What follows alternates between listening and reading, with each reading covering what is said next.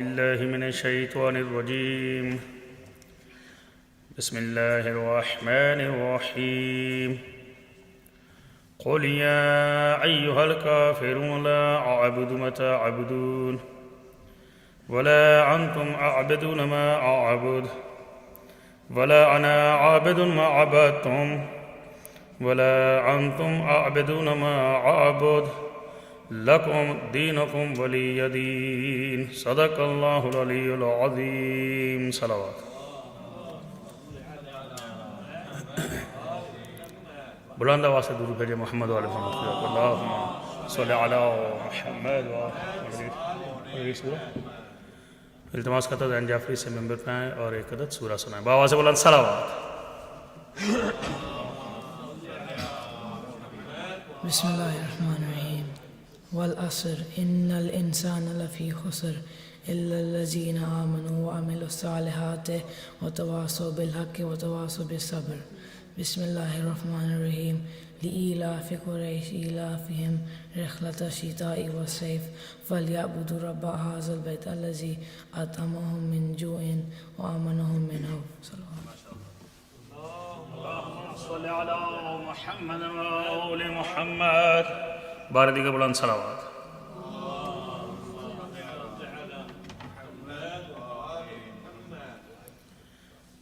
اب التماس کرتا ہوں جعفری برادران اون جعفری اور زین جعفری سے ممبر پہ ہیں اور ایک عدد نوحہ سنائیں. بآواز بلند صلوات. اللہم صل علی محمد. نعرہ تکبیر، نعرہ تکبیر، نعرہ رسالت، نعرہ رسالت، نعرہ حیدری، نعرہ حیدری. بلندر صلوات.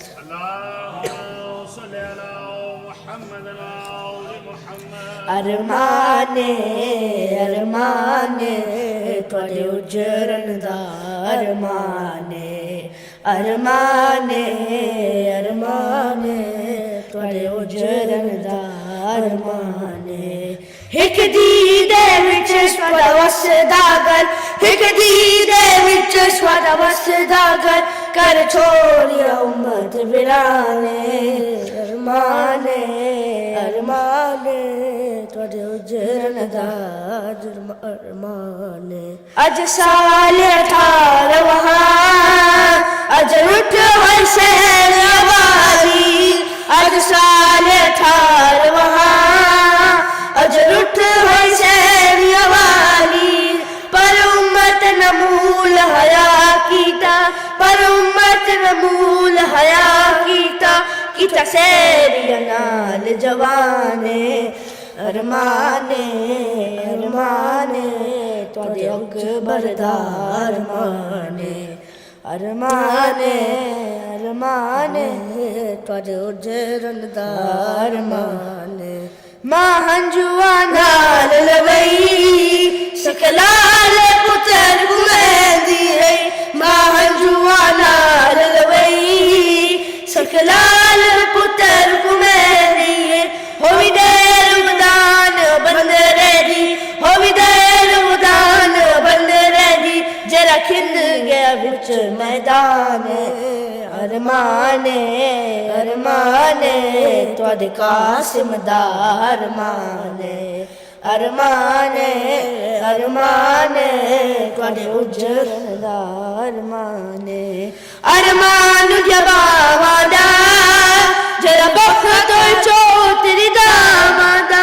ارمان جباوادا جرا بخت ہوئی چوتری دامادا.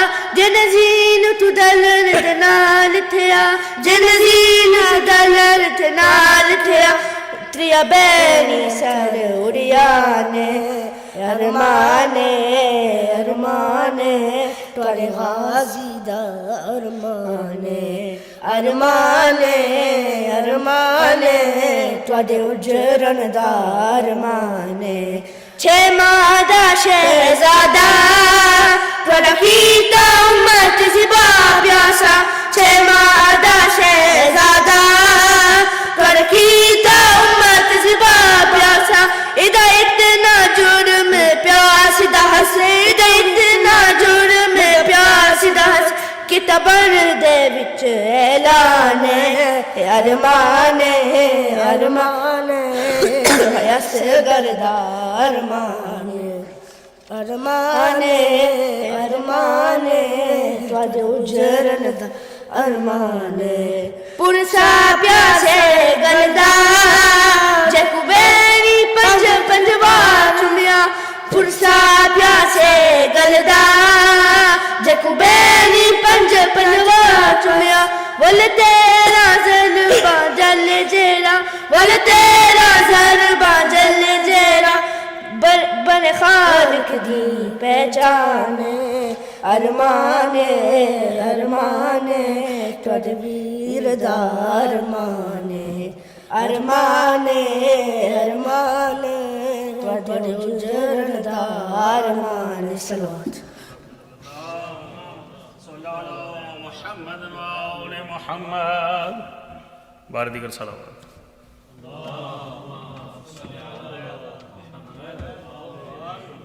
اجل فرجہم. اب التماس کرتا ہوں ذاکر اللہ بیت ویس جعفری سے ممبر پہ آئیں اور ایک عدد نوحہ سنائیں بآواز بلند صلوات.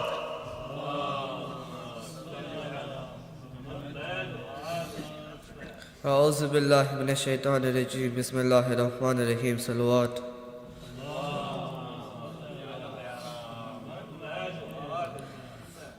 جب تک علی اکبر کی ماں زندہ رہی روتی رہی جب تک علی اکبر کی ماں زندہ رہی روتی رہی کری الجوا کی موت کی کل زندگی روتی رہی کری الجوا کی موت کی کل زندگی روتی رہی اکبر تو مرنے کی رضا لے کر چلے شبیر سے اکبر تو مرنے کی رضا لے کر چلے شبیر سے ماں پھر بھی جینے کی دعا دیتی رہی روتی رہی جب تک علی اکبر کی ماں زندہ رہی روتی رہی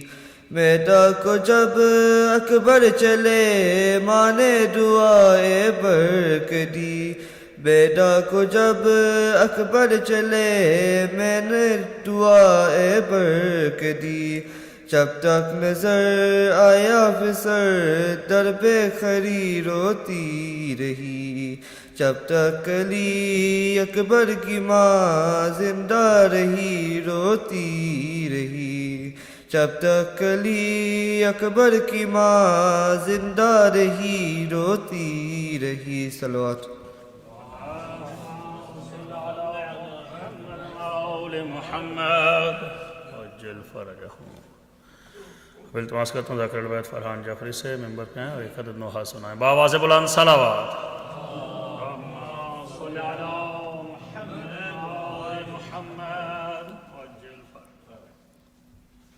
اکبر تیریاں راواں ویخ دینا مر جاواں اکبر تیریاں راواں ویخ دینا مر جاواں اکبر تیریاں راواں ویخ دینا مر جاواں خیر وطنا تے ویر آ جاوی ہائے منگ دی بین دعاواں اکبر تیریاں راواں ویکھ دینا مر جاواں جنایو اکبر ہائے رونا نہیں ویر مکراں سوگرا بیمار دا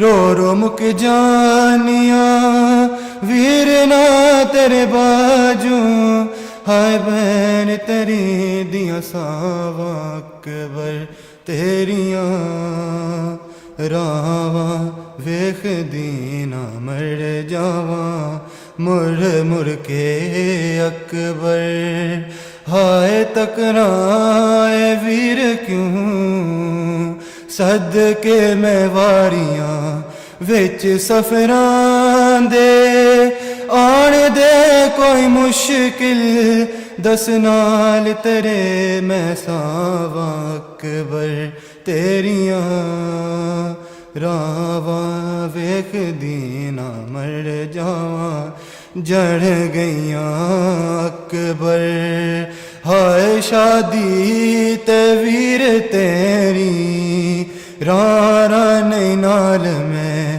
وچ کربل دے تیرے شگن منانے سب رل کے بین براواں اکبر تیریاں راواں ویکھ دینا مر جاواں اکبر تیریاں راواں ویکھ دینا مر جاواں سنو محمد وعجل فرجهم التماس کرتا ہوں ذاکر اہل بیت میسم المہدی سے ممبر پہ آئیں اور فضائل و مصائب اہل بیت بیان کریں بآواز بلند صلوات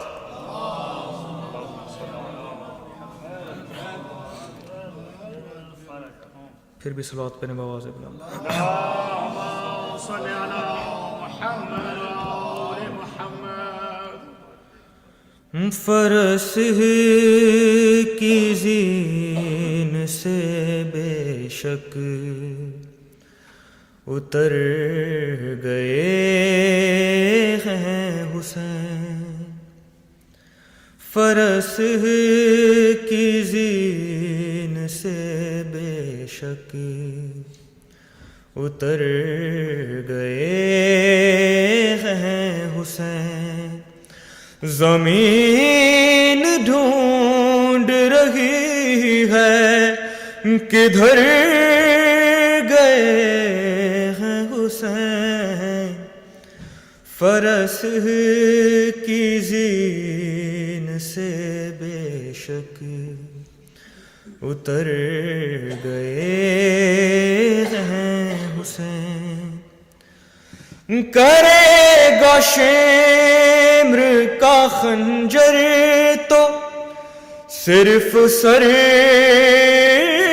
کو جدا کرے گا شمر کا خنجر تو صرف سر کو جدا وگر نالا شاہ اکبر پہ مر گئے ہیں حسین فرس کی زین سے بے شک اتر گئے ہیں حسین سرے بریدہ کٹے ہونٹ خون چہرے پر سرے بریدہ کٹے ہونٹ خون چہرے پر عجیب حال میں شیریں کے گھر گئے ہیں حسین فرس کی زین سے بے شک اتر گئے ہیں حسین کہیں ہے قاسم و عباس اور کہیں اکبر کہیں ہے قاسم و عباس اور کہیں اکبر کہاں کہاں تیرے ٹکڑے بکھر گئے ہیں حسین فرس کی زین سے بے شک اتر گئے ہیں حسین سرے بریدہ کٹے ہونٹ خون چہرے پر سرے بریدہ کٹے ہونٹ خون چہرے پر عجیب حال میں شیریں کے گھر گئے ہیں حسین فرس کی زین سے بے شک اتر گئے ہیں حسین قضا کے بعد بھی بھائی بہن کے ساتھ رہا قضا کے بعد بھی بھائی بہن کے ساتھ رہا جدھر جدھر گئی زینب ادھر گئے ہیں حسین فرس کی زین سے بے شک اتر گئے ہیں حسین میں ملنے شام کے زنداں میں آؤں گا تجھ سے میں ملنے شام کے زنداں میں آؤں گا تجھ سے یہ بات آخری بیٹی سے کر گئے ہیں حسین کسی نے مارا ہے پتھر بہن کو کیا اکبر کسی نے مارا ہے پتھر بہن کو کیا اکبر جو کرتے کرتے تلاوت ٹھہر گئے ہیں حسین فرس کی زین سے بے شک اتر گئے ہیں حسین زمین ڈھونڈ رہی ہے کدھر گئے ہیں حسین فرس کی زین سے بے شک اتر گئے ہیں حسین صلوات پڑھیں بابا صلی محمد آل محمد عجل باردی کے بلند صلوات اللہم صلی علی محمد و آل محمد اب التماس کرتا ہوں ذاکر العبید جناب ناصر عباس جعفری صاحب سے ممبر پر تشریف لائیں اور فضائل و مصائب اہل بیت بیان کریں بآواز بلند صلوات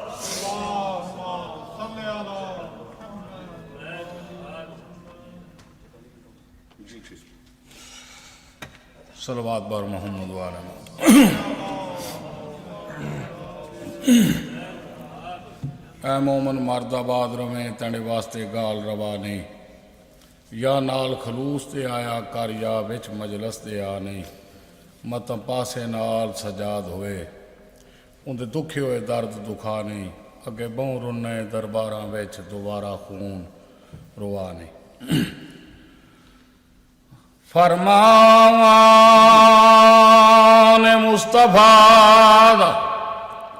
مصطفیٰ دا ہے جنت حسین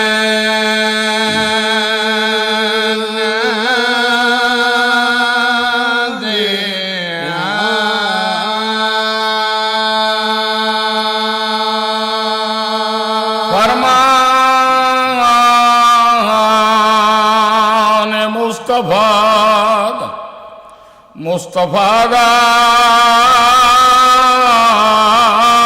ہے جنت حسین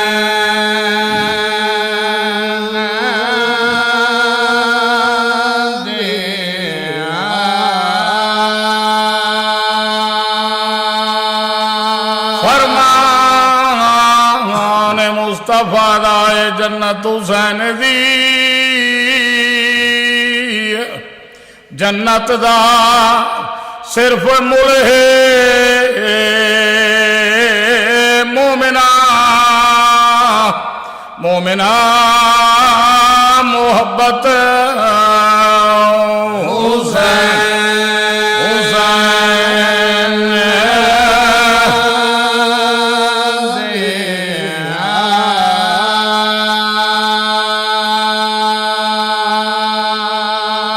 جہاں تائیں خدا دا ملک ہے تے جہاں تائیں خدا دا راج اللہ دی ہے کائنات حکومت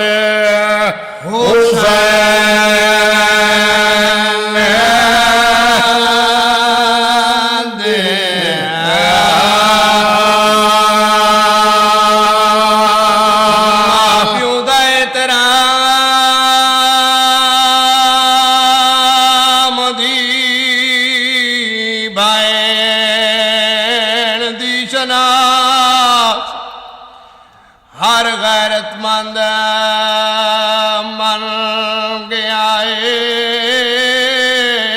عنایت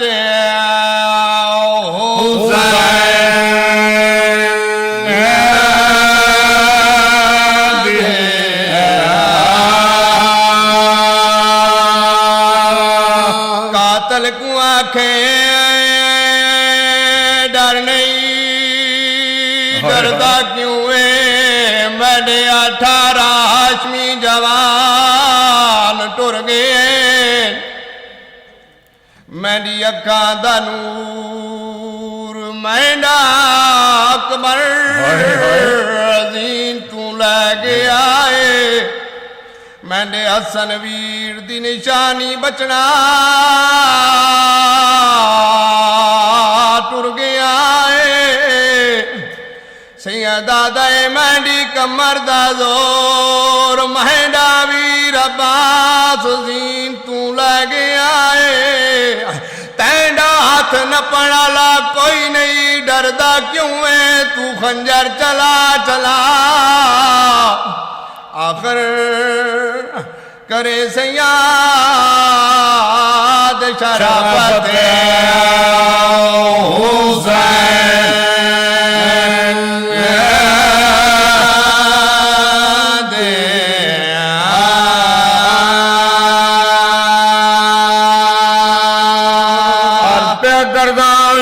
یوسف نال مثال اکبر دی او چا دیں دے ہن او انسان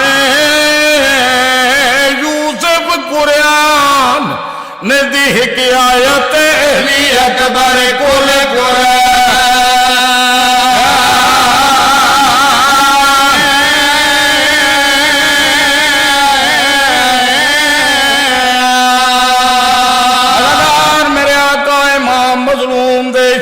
عاشور آخری رات دے مہمان زہرا دلال تیاری پئی ہوندی ہے میں علی اکبر دا مصائب شروع کیتے آدھا پیا یوسف نال مثال اکبر دی او چا دیندے ہن ان او سانے یوسف قرآن نے دی حکایت علی اکبر کل قرآن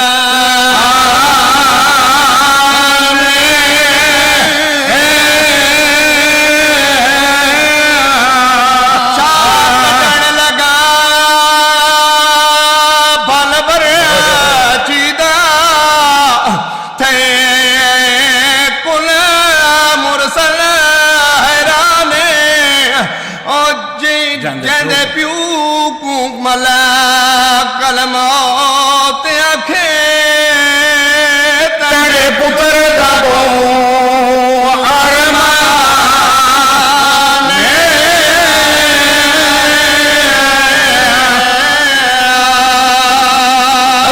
میرے آقا امام مظلوم دے علی اکبر دے پتر نو ٹورنا کوئی سوکھا کام نہیں حضرت امام محمد امام دی زیارت نیت فرما دینے آخری میرے آقا دا آخری شہید پتر علی اکبر ہے کتنی واری گیا ہے کتنی واری خیمے بلے آدھا پیا دینا اپنا پتر او جوان ہوئے تین تیا کے ذات خدا کو پتر جوان ندی موت دا صدمہ ڈکے لاوے نا پیو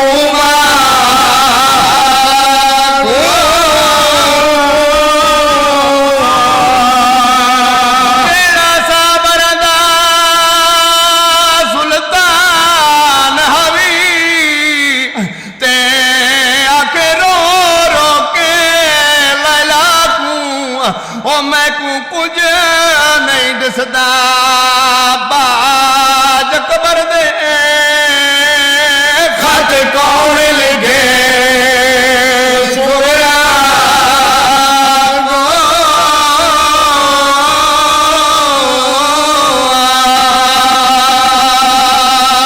اگردار میں آتا امام مظلوم دے شہزادہ علی اکبر میدان چاہے بہت سونی جنگ کی ہے شہزادہ جنگ پتا کریں ایک ملعون نے سینے دے بیچ برچی دا وار کی تیادہ پیا تصویر محمد عربی دی تے یک لخت مراد تلے پئی او لگی ضرب زینب دی ہائے وہ قسمت تیرا تے چشمہ بنے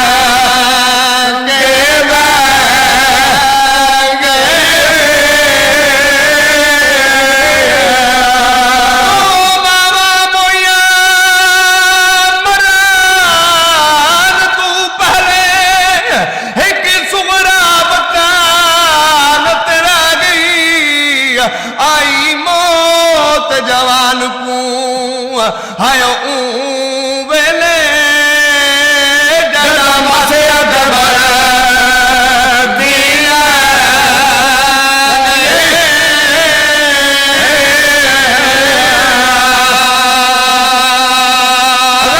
منیا تو امام مظلوم دے شہزادے دے آواز آئیے بابا جان میری مدد کو آؤ میں آقا بہندے بھی پین کئی باری اٹھن تے کئی باری بیٹھے بموکے بنے آقا جناب علی اکبر دی میت دے قریب آئے شہزادے دے قریب آکے میرے آقا فرمائے دے بموکا آیا گنڈی لاش اتے او میڈا اکبر پتر جوانے او اے بھی جان دا تو اوکھا لتے او میڈا لارے دا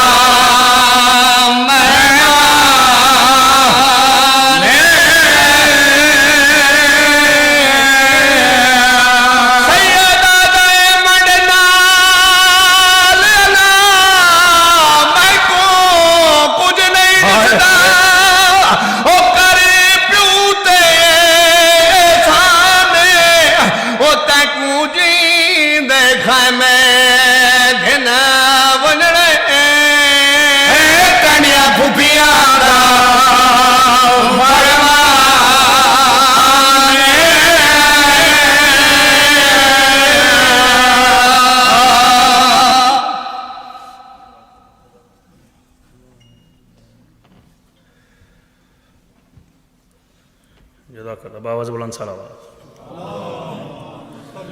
صلی علی محمد وآل محمد وجل فرجہم. آپ کی یاد دہانی کے لیے کچھ اعلانات. آج رات مجلسے کے اختتام پہ شبیہ دستار شہزادہ علی اکبر علیہ السلام برآمد ہوگی. اس کے بعد شب عاشور کی مجلس جو مخصوص ہر سال ہوا کرتی ہے انشاءاللہ اس سال بھی رات 2 بجے یہ مجلس شروع ہوگی. اس سے قبلہ و کعبہ مولانا محمد حسن معروفی صاحب خطاب فرمائیں گے. اس کے بعد ماتمداری کا پروگرام اور اس کے بعد انشاءاللہ آپ لوگوں کے لیے نیاز کا انتظام ہے. یہاں پہ ہماری کوشش ہے کہ سارے پروگرام کو متصل کیا جائے اذان علی اکبر سے. اس کے بعد نماز فجر باجماعت ادا کی جائے گی. اس کے بعد آپ لوگ اپنے گھروں میں یا کہیں اور اگر سینٹر پہ جانا چاہیں تو آپ کو سب جا سکتے ہیں. یوم عاشور کے جو پروگرام کچھ اس طرح سے ہیں کہ 11:45 پہ کل صبح انشاءاللہ اعمال یوم عاشورہ یہاں پہ بجا لا جائیں گے. اعمال یوم عاشورہ کے اختتام کے فوراً بعد نماز ظہرین با جماعت ادا کی جائے گی. اور نماز ظہرین کے فوراً بعد مجلس عاشور شروع ہوگی۔ مجلس عاشور کے بعد آپ کے لیے مومنین مومنات کے لیے ہر سال کی طرح اس سال بھی فاقہ شکنی کا انتظام ہے یہاں پہ۔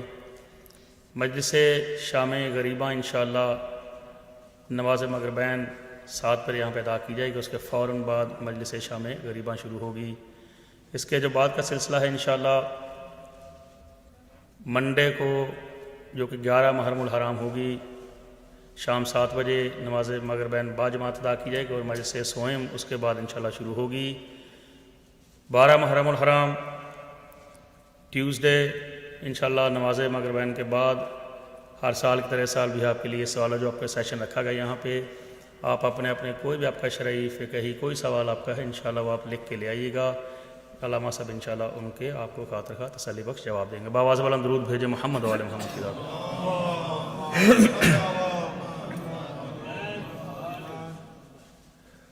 شبیہ پیغمبر جناب علی اکبر علیہ السلام کی آج دستار برآمد ہوگی۔ میرا بھی جی چاہ رہا کہ عبادتاً ایک بند صرف عرض کر رہے ہیں، اکبر تیرے شباب کا گلشن اجڑ گیا، اکبر تیرے شباب کا گلشن اجڑ گیا اور لیلا نے 4 دن بھی نہ دیکھے بہار کے۔ عرض کر رہے ہیں ہوئے پتر جوان تے موت دا عالم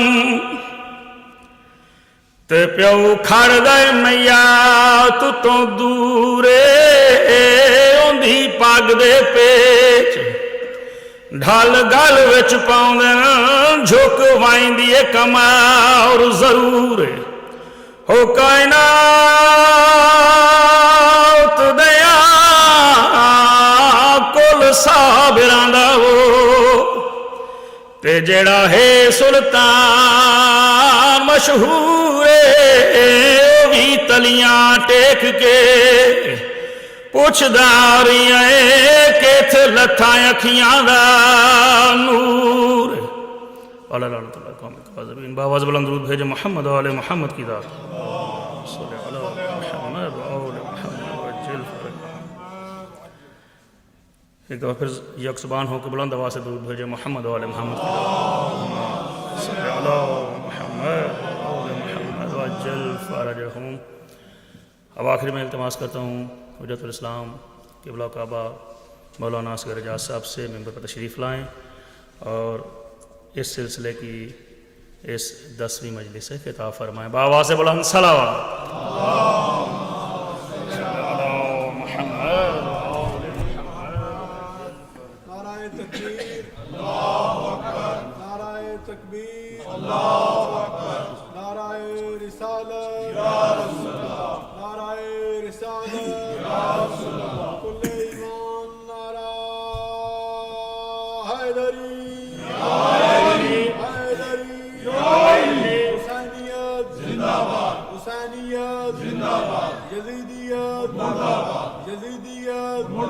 اہل بیت دے دشمن دلانا آواز بلند صلوات۔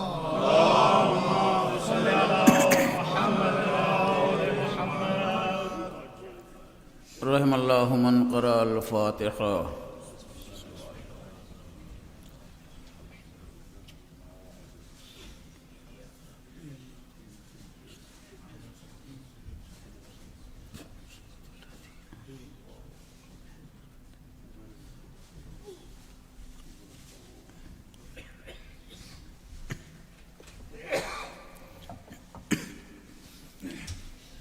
لا حول ولا قوة إلا بالله العلي العظيم۔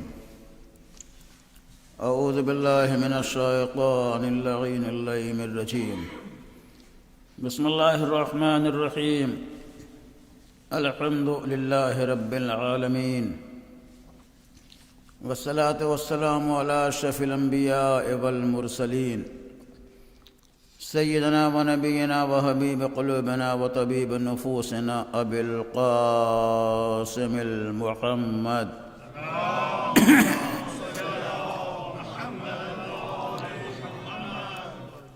وعلى آله الطيبين الطاهرين المعصومين واللعنة الدائمة الباقية على أعدائهم أجمعين من الآن إلى قيام يوم الدين. أما بعد، وقد قال الله تعالى في الفرقان الحميد والقرآن المجيد وقوله الحق: أعوذ بالله من الشيطان الرجيم.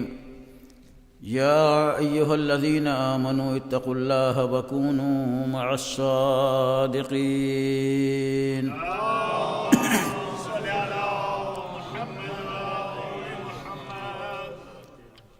برادران گرامی قدر اور بزرگان محترم، ایک زن مومنہ انتہائی علیل ہے. آئیے ہم سب مل کے خالق کائنات کی عظیم بارگاہ میں دعا کریں. الہی بحق زہرا و ابیہا و بالہا و بنیہا والسر المستودع فیہا، ساری کائنات میں جہاں جہاں شیعان حیدر کرار بیمار ہوں انہیں کربلا والوں کے صدقے میں شفائے عاجل و صحت کامل عنایت فرما. خاص طور سے جس زن مومنہ کے شفا یابی کے لیے درخواست کی گئی ہے اسے شفائے عاجل و صحت کامل عنایت فرما.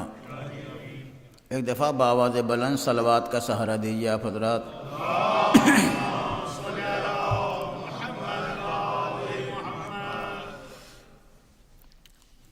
قرآن عظیم کی جس آئے وافی ہدایہ کو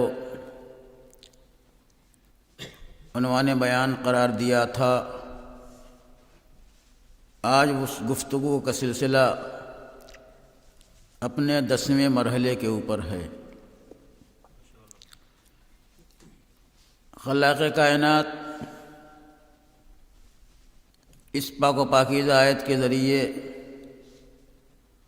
کائنات انسانیت کے اذہان کو ایسے رموز و اسرار سے آشنا کرانا چاہتا ہے جو اس کی دنیاوی حیات کے آراستہ کرنے کا بہترین ذریعہ ہے، اور دنیاوی حیات کے ساتھ ساتھ جو اخروی حیات درپیش ہے اس کی بھی کامیابی کا بہترین عنوان ہے. اسی لیے آواز قدرت آ رہی ہے: یا ایھا الذین آمنو، اے صاحبان ایمان، اے وہ افراد جن کو ایمان و عرفان کی دولت دی گئی ہے، اتقوا اللہ، اللہ سے ڈرو. اللہ کا خوف اپنی حیات کا شعار بنا لو. اللہ کے تقوی کے آئینے میں اپنے کردار کو آراستہ کر لو. وَكُونُوا مَعَ الصَّادِقِينَ، اور سچوں کے ساتھ ہو جاؤ، سچوں کا راستہ اختیار کرو. یہ تو اس آئے وافی ہدایہ کا ظاہری اعتبار سے ترجمہ ہے، لیکن حقیقت کے اعتبار سے اور مصداق کے اعتبار سے اگر اس آیت کے اوپر عمل کرنے والے افراد کو تلاش کیا جائے تو خدا کی قسم اس آیت کے پیغام کے اوپر جتنا بہترین عمل کربلا والوں نے کیا ہے ایسا عمل کسی اور نے نہیں کیا ہے. آیت میں 3 چیزوں کا پیغام ہے، 2 چیزوں کا پیغام ہے صاحبان ایمان کو. تقوی الہی کا پیغام ہے، صادقین کے راستوں کو اختیار کرنے کا پیغام ہے. ایمان کا بھی نمونہ، تقوی کا بھی نمونہ اور صادقین کے راستے کو اختیار کرنے کا بھی نمونہ ہمیں کربلا کی تاریخ میں نظر آتا ہے. حسین اپنے ساتھ ایسے جانثاروں کو لے کے آئے ہیں، ایسے مجاہدوں کو لے کے آئے ہیں، ایسے باوفا صحاب کو لے کے آئے ہیں جو ایمان و عرفان کی منزل میں بالکل منزل کمال کے اوپر ہیں، جو تقووں کی منزل میں بالکل اس کائنات کی آخری منزل کے اوپر ہیں، اور صادقین کے راستے کے اوپر چلنے کے عنوان سے کربلا والوں نے اپنی پیروی کا جو نمونہ پیش کیا ہے وہ نمونہ تاریخ کے صفحات میں کسی اور دور میں نظر نہیں آتا۔ کیسے کیسے اصحاب، آپ غور کیجئے، کوئی مدرس قرآن ہے، کوئی معلم قرآن ہے، کوئی قاری قرآن ہے، اور کوئی ایسا ہے جس کو حسین کی زبانی عصمت نے فقیہ کائنات کے نام سے یاد کیا ہے۔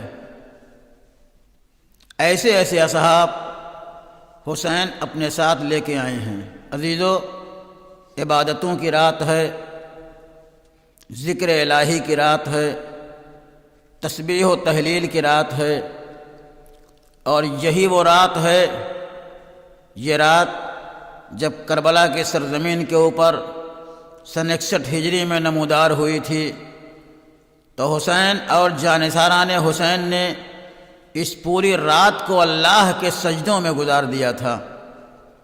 اور روایتوں میں ملتا ہے اصحاب حسینی کے خیموں سے ذکر الہی کی آوازیں ایسے آ رہی تھیں جیسے شہد کی مکھی سے ان کی آوازیں آتی ہیں۔ پوری رات سجدہ الہی میں بسر ہو گئی تھی۔ جسے دیکھیے سجدے میں ہے، کوئی رکوع میں ہے، تسبیح و تحلیل کی آواز سے شب عاشور کا سناٹا گونج رہا ہے۔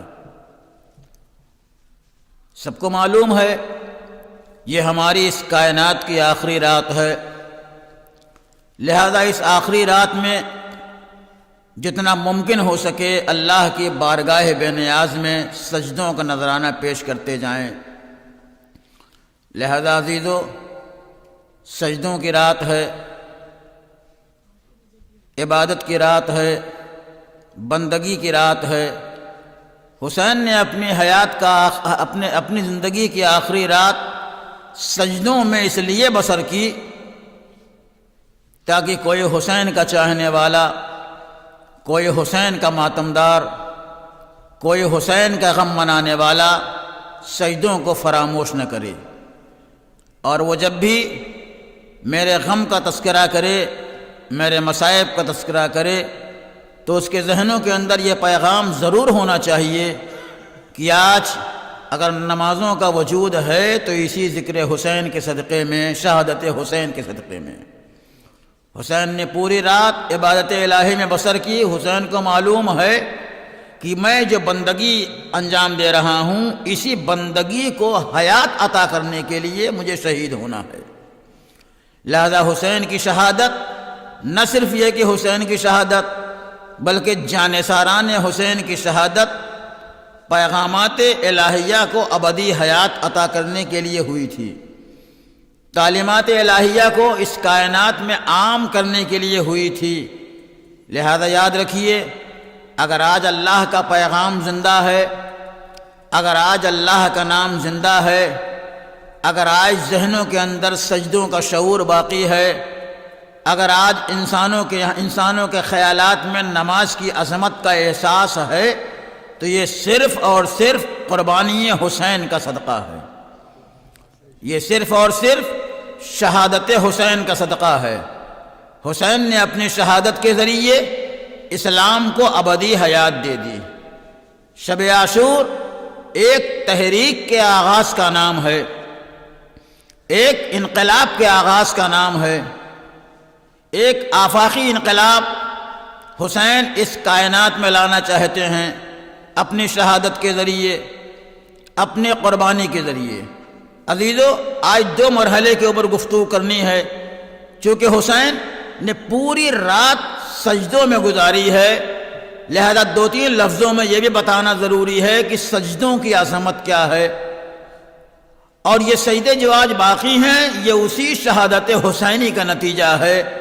تو یہ بھی روشن کرنا ہے شہادت کی عظمت کیا ہے اور شہادت کا درجہ کیا ہے۔ عزیزو، آج کی رات سجدوں کے ساتھ ساتھ گریہ وزاری کی بھی رات ہے، حسین کے غم میں پوری رات بسر کرنے کی رات ہے۔ نہیں معلوم ہم میں سے کون ایسی فرد ہو جس کی اس کائنات کی یہ آخری رات ہو، یا آئندہ کبھی اسے یہ رات نصیب ہونے والی نہ ہو۔ لہذا جتنا ممکن ہو آج کی رات سے فیض اٹھانا چاہیے، سجدوں کے ذریعے اپنے جبینوں کو روشن بھی کرنا چاہیے، اور سینوں کو ذکر حسین کے ذریعے آمادہ بھی کرنا چاہیے کہ آج حسین کا ذکر کرو، حسین کا تذکرہ کرو۔ تو عزیز حسین ایک انقلاب کا نام ہے، حسین ایک تحریک کا نام ہے، حسین ایک نہضت کا نام ہے، حسین انسانیت کے علمبردار کا نام ہے، حسین حقانیت کے تاجدار کا نام ہے، حسین صبر و شکیبائی کے پروردگار کا نام ہے، حسین عزم و استقلال کے کوہسار کا نام ہے، حسین کی ذات عظمتوں کا مجموعہ ہے، حسین کی ذات کرامتوں کا مجموعہ ہے۔ قرآن کی روشنی میں حسین کی ذات طہارت کا معیار ہے، قرآن کی روشنی میں حسین کی ذات صداقت کا معیار ہے، قرآن کی روشنی میں حسین کی ذات ولایت کا معیار ہے، قرآن کی روشنی میں حسین کی ذات اجر رسالت کا معیار ہے۔ آج کائنات کے ہر گوشے میں حسین ہے، ہر زبان پہ حسین ہے، ہر لہجے میں حسین ہے، ہر فکر میں حسین ہے، ہر شعور میں حسین ہے، ہر خیال میں حسین ہے، ہر نہج میں حسین ہے، ہر لمحہ حسین ہے، ہر آن حسین ہے۔ کائنات کا کوئی ایسا لمحہ ہے ہی نہیں جس لمحے میں کائنات کے کانوں میں حسینیت کی آواز نہ گونج رہی ہو۔ ایسا کیوں ہے؟ کیونکہ حسین نے ایک ایسا عظیم کارنامہ انجام دیا ہے، رہتی دنیا تک اس کارنامے کے ذریعے اللہ کا نام بھی زندہ رہے گا، خدا کا نام بھی زندہ رہے گا۔ حسین نے کربلا کا سفر جو اختیار کیا، حسین کو کائنات کے اندر ایک انقلاب لانا ہے، ایک تحریک کا آغاز کرنا ہے۔ آج دنیا میں ہزاروں انقلابات لائے جاتے ہیں، ہزاروں تحریکیں اس کائنات میں پیدا ہوتی ہیں، لیکن دنیا میں جو انقلاب لائے جاتے ہیں اس کا انداز اور ہوتا ہے۔ دنیا کے اندر جو تحریکیں پیدا ہوتی ہیں اس کا مطمع نظر اور ہوتا ہے۔ دنیا والے جب انقلاب لانا چاہتے ہیں تو ان کا مزاج یہی ہوتا ہے، ان کی ذات کو تسلیم نہیں کیا گیا ہے، انقلاب کے ذریعے ان کا کردار روشن ہو جائے اور کائنات کی نگاہوں میں ان کی ذات کو تسلیم کر لیا جائے۔ لہذا دنیا والے جب انقلاب لاتے ہیں تو دو چیزوں کو ذریعہ بناتے ہیں۔ دنیا والے جب انقلاب لاتے ہیں یا ظلم کو ذریعہ بناتے ہیں یا فساد کو ذریعہ بناتے ہیں۔ آپ دنیا کے انقلابات کی تاریخ کا مطالعہ کیجئے، دنیا کے اندر پیدا ہونے والے تحریکوں کا جائزہ لیجئے، آپ کو اس بات کا احساس ہوگا اکثر انقلابات جو اس کائنات میں آئے ہیں وہ انہی دو بنیادوں کے ذریعے آئے ہیں۔ انقلاب لانے والے یا ظلم کو ذریعہ بناتے ہیں، انقلاب لانے والے یا فساد کو ذریعہ بناتے ہیں۔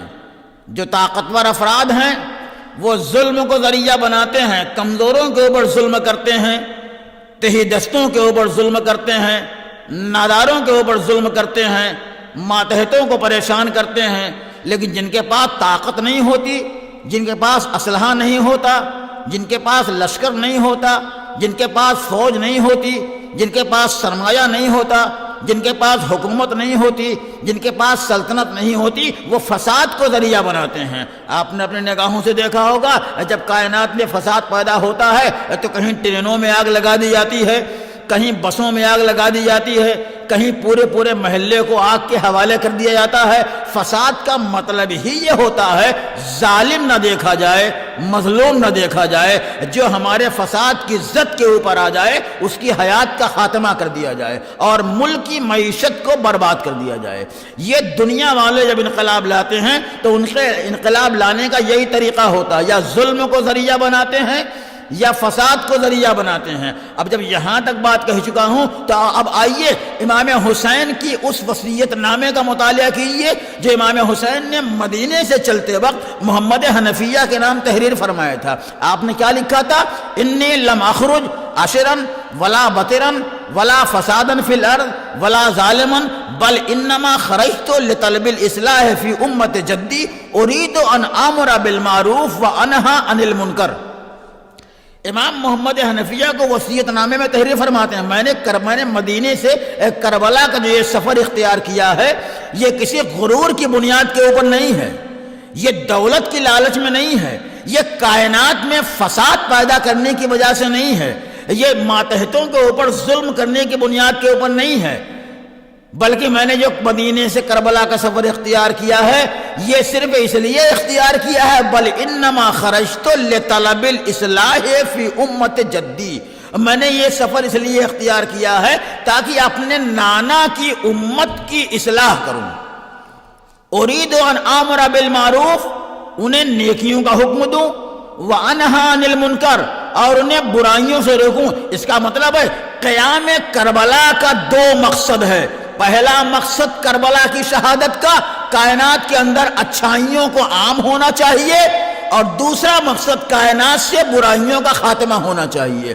حسین نے یہی تو لکھا ہے وصیت نامے میں کہ اريد ان امر بالمعروف وانہا عن المنکر، میں کائنات کو نیکیوں کا حکم دوں گا، انہیں برائیوں سے روکوں گا۔ اس کا مطلب ہے دنیا والے جب انقلاب لاتے ہیں، دنیا میں جب انقلاب آتا ہے تو دنیاوی انقلاب تخت و تاج کے لیے آتا ہے، حکومت کے لیے آتا ہے، لیکن مذہب کا انقلاب امت کی اصلاح کے لیے آتا ہے۔ دنیا کے انقلاب کا انداز اور ہے، مذہب کے انقلاب کا انداز اور ہے۔ میں کہوں گا فرزند رسول، آپ انقلاب لانا چاہتے ہیں، آپ نیکیوں کا حکم دینا چاہتے ہیں، آپ امت کی اصلاح کرنا چاہتے ہیں، آپ کے پاس اصلاح کا طریقہ کیا ہے؟ کہا کیا تو نے میرے وصیت نامے کے الفاظ کو نہیں پڑھا؟ میں نے یہی تو کہا ہے، ان آمر بالمعروف، میں نیکیوں کا حکم دوں گا، میں برائیوں سے روکوں گا۔ جب نیکیوں کے اوپر عمل ہونے لگے گا تو برائیاں خود بخود کائنات سے دور ہو جائیں گی۔ پھر میں نے آواز دی کہ آپ کے پاس ایسا کوئی نمونہ ہے؟ کہا ہاں، میرے پاس دو نمونے ہیں، ایک میرے نانا کی سیرت ہے، ایک میرے بابا کی سیرت ہے، ایک علی کی سیرت ہے، ایک نبی کی سیرت ہے۔ امت کی اصلاح میں یہی دونوں سیرتیں کام آئی ہیں۔ جب وقت پڑا ہے نبی کی سیرت نے بڑھ کے کائنات کی اصلاح کی ہے، اور جب وقت پڑا ہے علی کی سیرت نے بڑھ کے کائنات کی اصلاح کی ہے۔ تو حسین کا انقلاب امت کی اصلاح کے لیے آیا ہے، حسین کا انقلاب کائنات کو اچھائیوں کا راستہ دکھانے کے لیے آیا ہے۔ اچھا میرا آپ سے ایک سوال، کائنات میں کون سا ایسا دور گزرا ہے جہاں صرف اچھائیاں ہی اچھائیاں ہوں، برائیاں نہ ہوں؟ آپ آدم سے لے کے آج تک کی تاریخ کا مطالعہ کر لیجئے، کوئی دور ایسا نہیں جہاں صرف اچھائیاں ہوں، برائیاں نہ ہوں، بلکہ ہر دور میں اچھائیوں کا بھی وجود ہے، ہر دور میں برائیوں کا بھی وجود ہے۔ لیکن حسین نے جب سفر اختیار کیا تھا، حسین کی نگاہوں کے سامنے جو سماج تھا، اس سماج کا نقشہ کیا تھا؟ حسین نے کس سماج کے درمیان سے سفر کیا تھا؟ حسین کے زمانے میں جو سماج تھا، حسین کے دور میں جو خلیفہ وقت تھا، وہی سب سے بڑا اسلام کے احکامات کو پامال کرنے والا تھا۔ جو خلیفہ وقت تھا وہی سب سے زیادہ احکامات الہیہ سے انکار کرنے والا تھا۔ حسین کے دور میں برائیاں مذہب میں داخل کر دی گئی تھی۔ یزید شراب پی کے بھی مسلمانوں کا خلیفہ تھا، یزید برائیاں کر کے بھی مسلمانوں کا خلیفہ تھا، یزید ناحق دوسروں کے اوپر ظلم کر کے بھی مسلمانوں کا خلیفہ تھا۔ یعنی مذہب کو برائیوں سے جوڑ دیا گیا تھا۔ حسین اپنے قربانی کے ذریعے چاہتے تھے کہ برائیاں الگ ہو جائیں، اچھائیاں الگ ہو جائیں، لہذا حسین نے آواز دی چاہے اچھائیوں کو الگ کرنے کے لیے میرے سر و تن میں جدائی ہو جائے، میں مذہب سے برائیوں کو نکال دوں گا، اور میں مذہب کو الگ کر دوں گا اور برائیوں کو الگ کر دوں گا۔ لہذا بھی مجھے کہنے کا حق پہنچتا ہے، اگر آج اسلام میں چوری نہیں ہے، اگر آج اسلام میں شراب نہیں ہے، اگر آج اسلام میں مکاری نہیں ہے، اگر آج اسلام میں غداری نہیں ہے، تو جب تک یہ احساس زندہ رہے گا، ہر دور یہ آواز دیتا رہے گا، زندہ باد ہے حسین، تم نے میدان جیت لیا۔ اب کسی میں ہمت نہیں جو بدکاری کے نام کے اوپر دین کا ذمہ دار بن جائے۔ یہ ہے حسین کی شہادت کا اثر۔ حسین نے مذہب کو الگ کر دی، برائیوں کو الگ کر دیا اور اچھائیوں کو الگ کر دیا، اور اسی مقصد کے تحت حسین نے اس سفر کا آغاز کیا تھا۔ شہادت بڑا عظیم درجہ ہے عزیزو، شہادت بڑا عظیم مرتبہ ہے، یہ ہر کس و ناکس کو نہیں حاصل ہوتا۔ جس کے مقدر میں شہادت ہوتی ہے، اللہ کسی نہ کسی بہانے اسے شہادت کا عظیم درجہ عطا کرتا ہے۔ قرآن کریم کی آیتوں میں شہادت کے حوالے سے 2 آیتوں کا تذکرہ ہے۔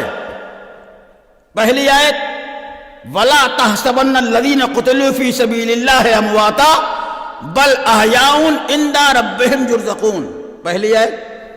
دوسری آیت وَلَا تَقُولُوا لِمَنْ يُقْتَلُ فِي سَبِيلِ اللَّهِ أَمْوَاتًا بَلْ أَحْيَاءٌ وَلَكِنْ لَا تَشْعُرُونَ۔ دونوں آیتیں شہادت کے حوالے سے ہیں۔ آپ نے دونوں آیتوں کو سنا، لفظوں کو غور کیا، ان دونوں آیتوں کے درمیان کیا کہیں لفظ شہید استعمال ہوا ہے؟ نہیں۔ پھر پڑھتا ہوں وَلَا تَحْسَبَنَّ الَّذِينَ قُتِلُوا فِي سَبِيلِ اللَّهِ أَمْوَاتًا بَلْ أَحْيَاءٌ عِندَ رَبِّهِمْ يُرْزَقُونَ، کہیں لفظ شہید استعمال ہوا ہے؟ نہیں۔ یہ دونوں آیتیں شہداء کے زندہ جاوید ہونے کا پیغام دیتی ہیں، چاہے وہ آیت ہو چاہے یہ آیت۔ یہ آیت بتاتی ہے کہ شہیدان راہ خدا زندہ جاوید ہیں، وہ زندہ ہیں، تمہیں ان کی زندگی کا شعور نہیں ہے۔ اللہ انہیں رزق دیتا ہے، لیکن گفتگو اس مرحلے کے اوپر ہے کہ جو آیت شہیدوں کی زندگی کا پیغام دیتی ہے، اسی آیت میں کہیں لفظ شہید کا تذکرہ ہی نہیں ہے۔ وَلَا تَحْسَبَنَّ الَّذِينَ قُتِلُوا فِي سَبِيلِ اللَّهِ أَمْوَاتًا بَلْ أَحْيَاءٌ عِندَ رَبِّهِمْ يُرْزَقُونَ، کہیں لفظ شہید ہے؟ نہیں ہے۔ دوسری آیت وَلَا تَقُولُوا لِمَنْ يُقْتَلْ فِي سَبِيلِ اللَّهِ أَمْوَاتًا بَلْ أَحْيَاءٌ وَلَكِنْ لَا تَشْعُرُونَ، یہ بھی شہید کی آیت ہے، اس میں بھی کہیں لفظ شہید نہیں ہے۔ تو کیا قرآن کے لیے لفظ شہید کوئی غیر مانوس لفظ تھا؟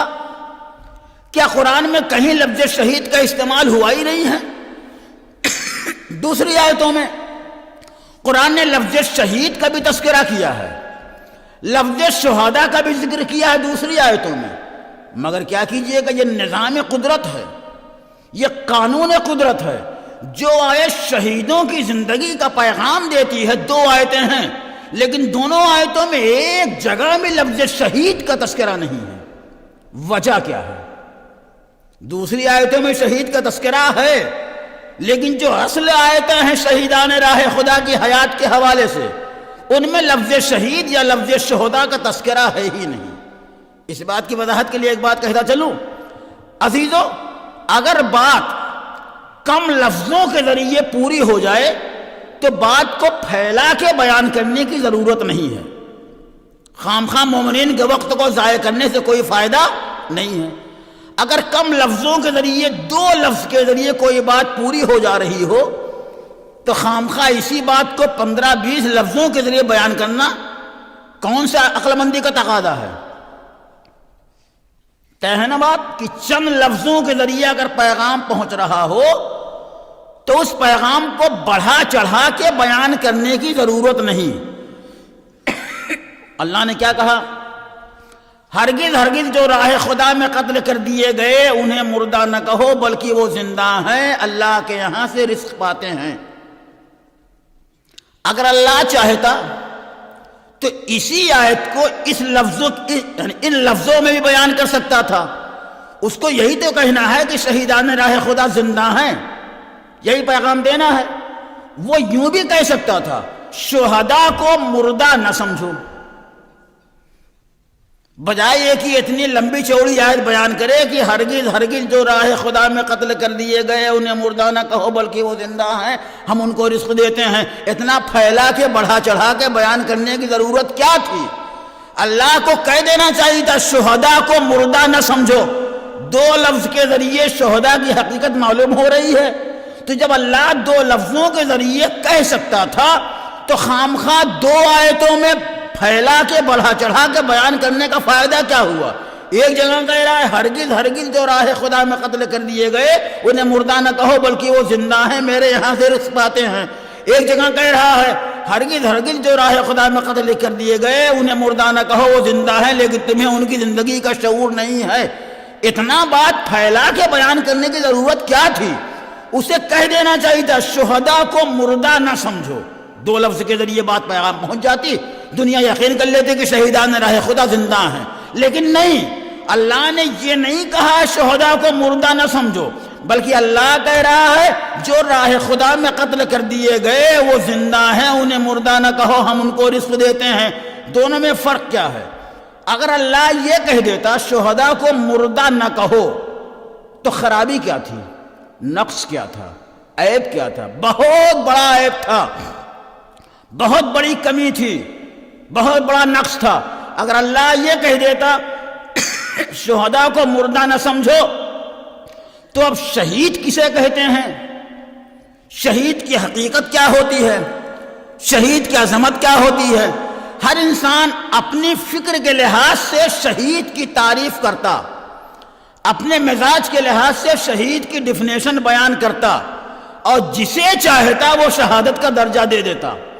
کوئی دیوار کے نیچے دب کے مر گیا، اسے شہید کہہ دیتا، کوئی دریا میں ڈوب کے مر گیا، اسے شہید کہہ دیتا۔ لیکن خالق کائنات کو معلوم تھا شہادت کی لفظ اتنی ارزاں ہو جائے گی، اسی لیے اللہ نے قرآن میں یہ نہیں کہا شہداء کو مردہ نہ سمجھو، بلکہ خالق کائنات آواز دے رہا ہے میں شہادت کا ایک اصول پیش کرتا ہوں، میں شہادت کا ایک آئین پیش کرتا ہوں، جو اس آئین کے اوپر پورا اترے گا وہی شہید ہوگا، اس کے علاوہ کوئی شہید نہیں ہوگا۔ اب یہ جو دونوں آیتیں شہیدوں کی زندگی کا پیغام دے رہی ہیں، اس میں اللہ نے وہی قانون پیش کر دیا ہے، اللہ نے شہادت کا معیار بتا دیا ہے، اور قدرت نے بتایا اے دنیا والے تمہیں کیا معلوم معیار شہادت کیا ہے، تمہیں کیا معلوم میزان شہادت کیا ہے؟ میرے قرآن سے پوچھو، قرآن بتائے گا، قرآن کا لہجہ بتائے گا، قرآن کا انداز بتائے گا، قرآن کی آیتیں بتائیں گی، اور قرآن معیار بتا رہا ہے شہادت کا۔ الذین قتلوا فی سبیل اللہ، جو راہ خدا میں قتل کر دیے جائیں وہی شہید ہوں گے، یہ معیار ہے قرآن کا۔ اب راہ خدا کسے کہتے ہیں؟ ہے کوئی انسان جو کہے اپنی آنکھوں سے کہ میں راہ خدا کو دیکھ سکتا ہوں؟ انسان میدان میں تڑپتا ہوا لاشا دیکھ سکتا ہے، انسان میدان میں زخمی جسم دیکھ سکتا ہے، انسان میدان میں جسموں کے اوپر نیزہ دیکھ سکتا ہے، لیکن خدا کا راستہ کیا ہے اسے کون دیکھ سکتا ہے؟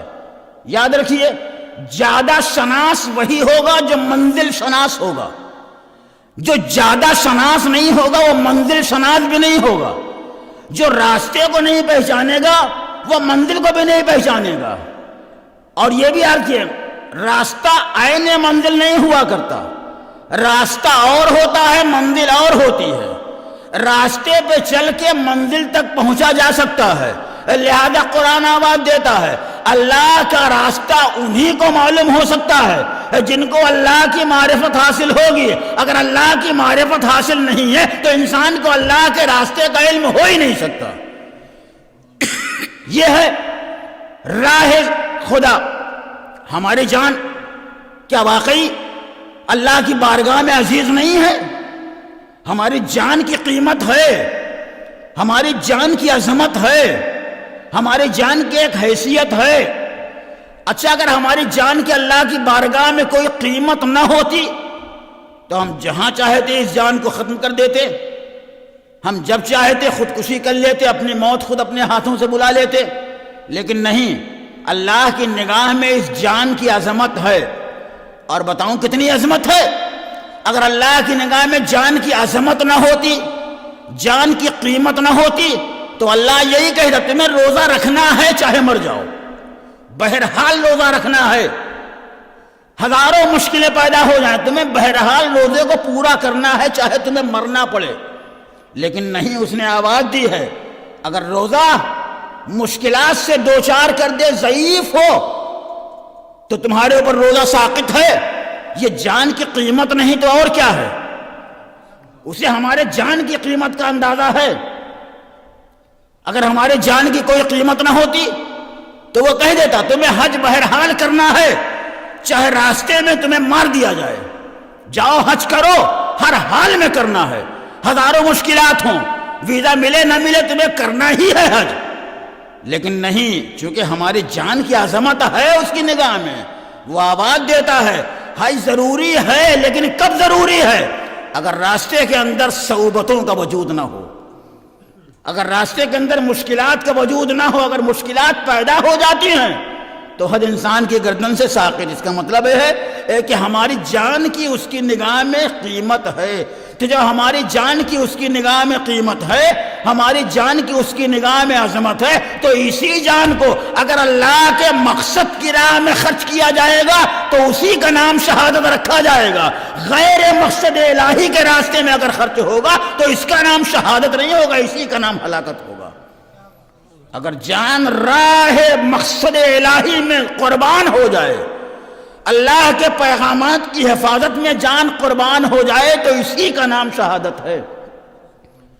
اگر ایسے جان جاتی ہے تو ہماری جان سوارت ہے، لیکن اگر بے مقصد ہماری جان چلی جائے تو یہ جان سوارت نہیں بلکہ یہ جان اکارت ہے. یہ ہے فلسفہ شہادت. اچھا، ایک اور مسئلہ ہے. ہمارے پر یہ اعتراض کیا جاتا ہے حسین کو شہادت کا درجہ ملا ہے، بڑا عظیم درجہ جو ہر کس و ناقص کو نہیں ملتا، لہذا شہادت کے اوپر آپ کو آنسو نہیں بہانا چاہیے، شہادت کے اوپر آپ کو خوشی منانا چاہیے.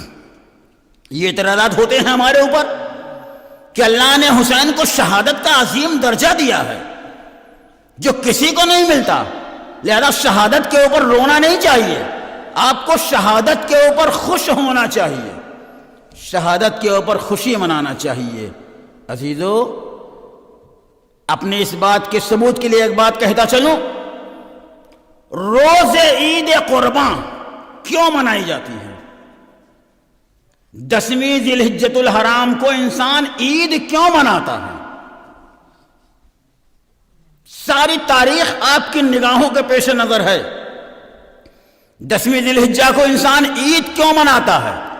ایک کائنات کے مسلمانوں، اگر تم روز عید غمی مناؤ تو ہم عاشور کے دن خوشی منائیں گے، لیکن پہلے اپنے کردار کے اوپر اپنے گریبان میں جھانک کے دیکھو.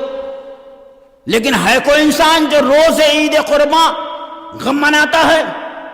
کوئی انسان روز عید قرباں غم نہیں مناتا، خوشی مناتا ہے. اچھا، یہ روز عید قرباں کیوں منائی گئی تھی؟ جناب اسماعیل کی قربانی پیش کی جا رہی تھی. اللہ نے جناب اسماعیل کو بچا لیا، ان کے مقام کے اوپر ایک دمبا ذبح ہو گیا، جناب اسماعیل بچ گئے. تو اب یہ جو روز عید قرباں منائی جاتی ہے، اس لیے منائی جاتی ہے کہ ایک نبی زادہ قربان ہونے سے بچ گیا. روز عید قربان کیوں منایا جاتا ہے؟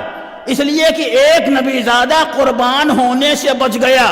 تو اب بات تو خود بخود کلیئر ہو گئی ہے. جب نبی زادے کے بچنے کی بنیاد کے اوپر خوشی منائی جاتی ہے تو اسی نبی زادے کے مرنے کی بنیاد کے اوپر غم منانا چاہیے.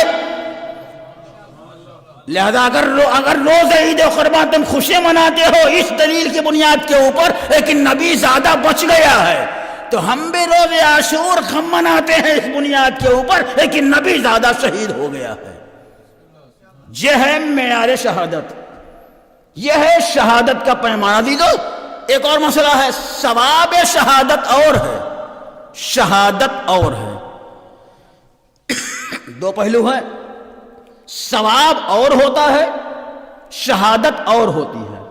مثلا اگر ہم نبی یا امام کی اجازت سے اسلام کی حفاظت کرتے ہوئے میدان جہاد میں جا کے اپنی جان کا نذرانہ پیش کر دیں تو ہمیں شہید کہا جائے گا. لیکن ثواب شہادت کیا ہے؟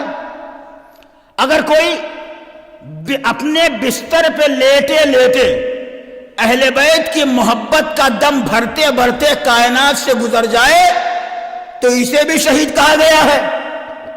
وہ بھی شہید ہے، یہ بھی شہید ہے. حدیث پیش کروں رسول کی، مات علی حب آل محمد ماتا شہیدہ. جو آل محمد کی محبت کے اوپر اس کائنات سے جاتا ہے اس کی موت شہادت کی موت ہوتی ہے.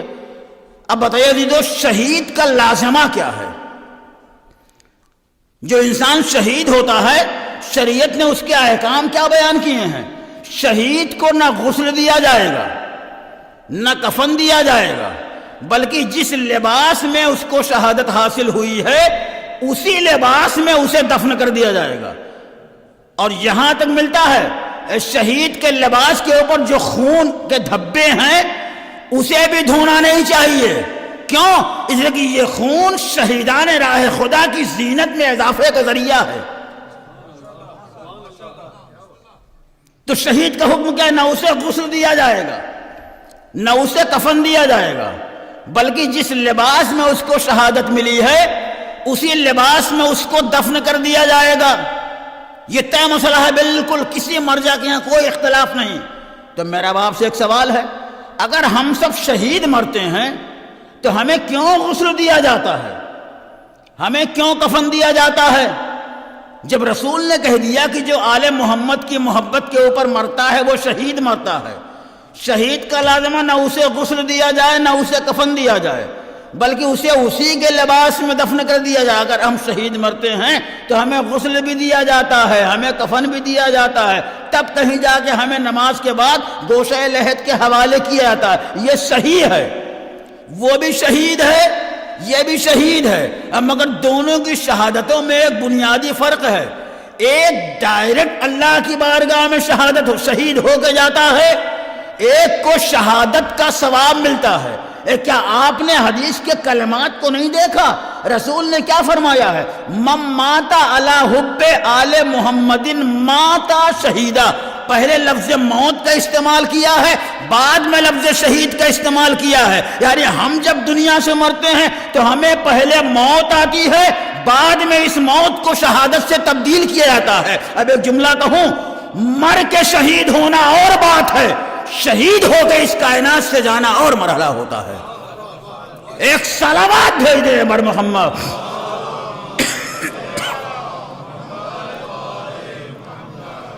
معلوم ہوا شہادت اور حکم ہے، ثواب شہادت اور ہے.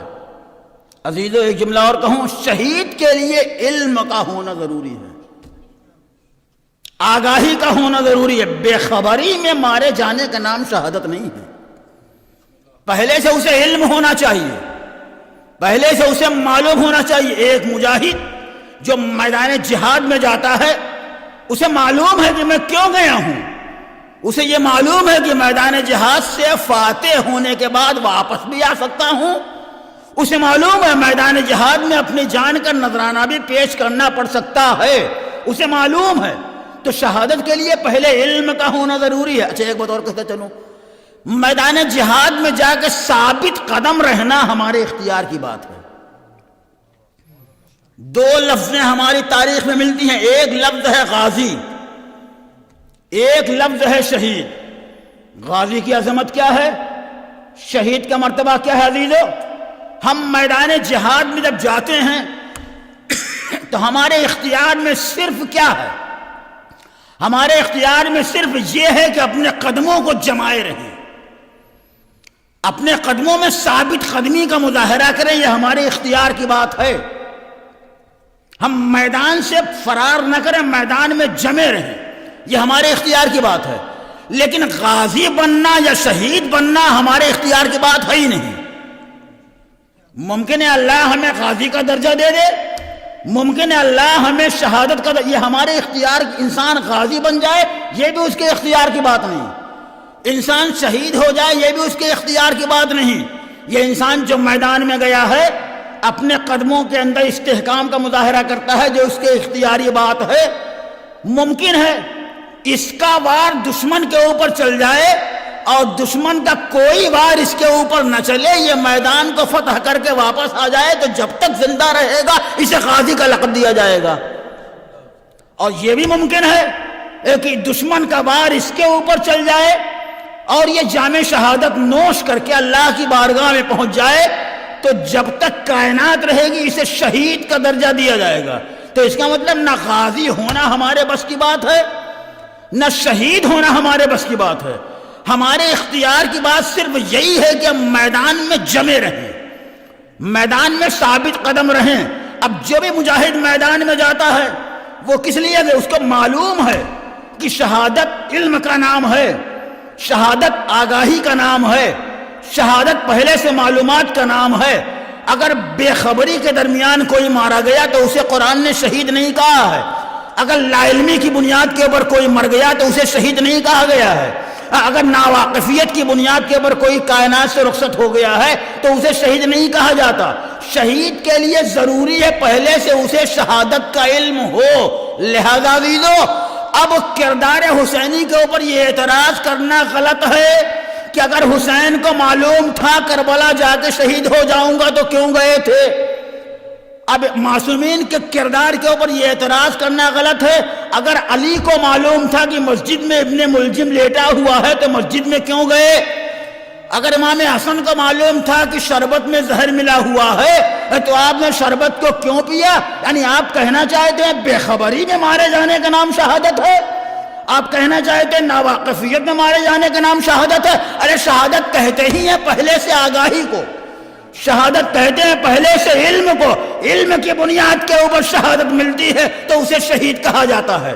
اور حسین نے جب سفر اختیار کیا تھا تو ہر قدم کے اوپر حسین اعلان کر رہے تھے میں کیوں جا رہا ہوں. ہر قدم ہے میرا میدان رخ ہے حالات کا ایک تلخ حقیقت کی طرف. ہر قدم ہے میرا میدان شہادت کی طرف. حسین جیسے جیسے کربلا سے قریب ہوتے جا رہے ہیں یہ کربلا سے قریب نہیں ہو رہے ہیں, حسین شہادتوں سے قریب ہوتے جا رہے ہیں.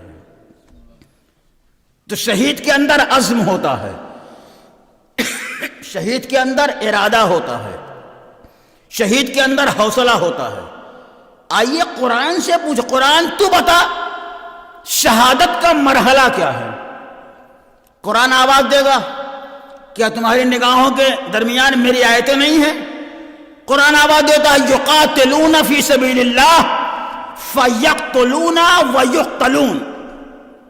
قرآن نے شہادت کے 3 مرحلے بیان کیے ہیں اور شہادت کو تیسرے مرحلے کے اوپر رکھا ہے.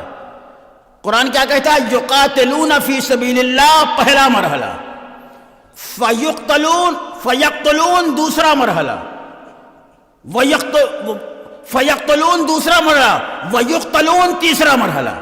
پہلا مرحلہ جو قرآن نے شہادت کا بیان کیا ہے, جو مجاہد میدان جہاد میں جاتا ہے یقاتلون فی سبیل اللہ, شہادت کا پہلا مرحلہ راہ الہی میں جہاد کرتا ہے, دشمنوں کے دوبدو ہوتا ہے, دشمنوں کے روبرو ہوتا ہے, دشمنوں کا سامنا کرتا ہے.